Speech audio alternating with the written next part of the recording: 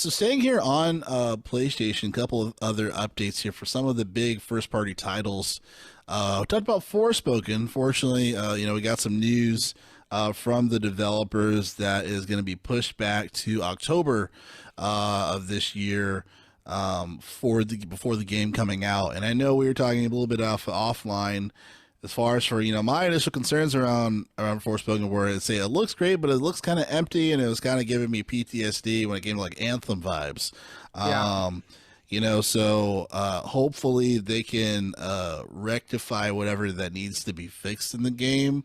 And it seems like just like a solid first person, or not first person, but Third. third person, but just like this is a story game. You know what I mean? Like Yeah. there's no multiplayer component. It's a great third person game, and one player, right? Like, but just this is what it is, and I'm completely fine with that. I just but my concern was just is this going to be an empty shell, a pretty empty shell, of because A pretty, really pretty Unreal Engine 5. yeah, because it's funny because a lot of people, they'll put, or a lot of game companies or whatnot, they'll put, oh, it's an open world, right? It's an open world, but there's nothing you can do in the open world. Like, it reminds me of Mafia 3, where like the Mafia 3 looks great, but there's really nothing you can do to go into it, as far as like really making it a true open world title.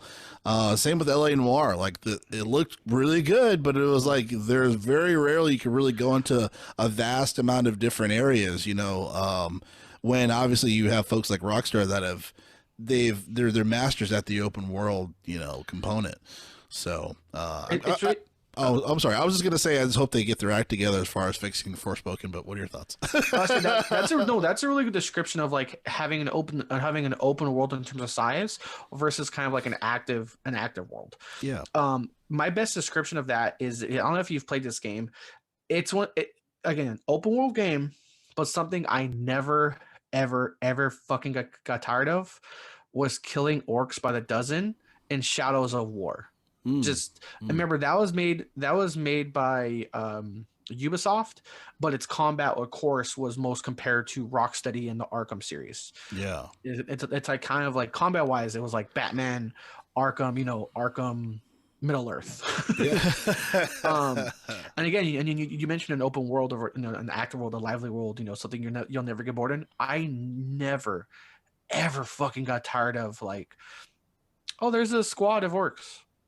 I shouldn't. I never did this of like, well, I won't kill him.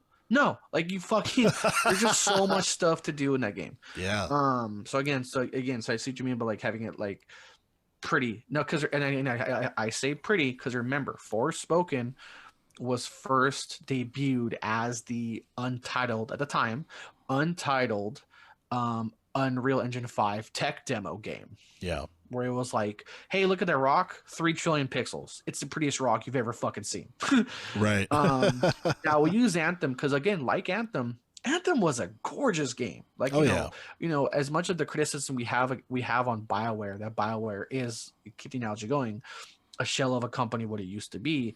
Aesthetic wise, Anthem was a beautiful, gorgeous game. That still to this day, I still, have fun, or at least thinking about that. Something that Anthem nailed down was their jetpack mechanic. They fucking killed that. But again, I feel like the more we see this game, the more like, not nervous isn't the word, just less hyped or concerned. You know what I mean? Yeah. Like, that's like, just because there's a point where like the gameplay looked better than the cinematics. And like that, like to me, that's always like a weird thing. You know what I mean? And company wise, this is by Square Enix, and like we said, modern day Square Enix. It's a flip of a coin.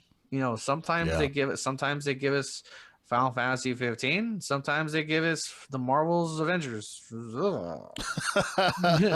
which again worth mentioning, has shittier fucking Spider-Man mechanics than fucking Fortnite. Yeah. And that's something I can't forget when I think about their mechanics. Is it's like, again, you're telling me, hey, Drell, who do you think made a better Spider-Man swinging game? Fucking Square Enix, a world-renowned company, or Fortnite? and holy shit, it was fucking Fortnite. What are the odds, right? You know what I mean? So again, so with Square Enix as a company, they're hit or miss. They're not bad.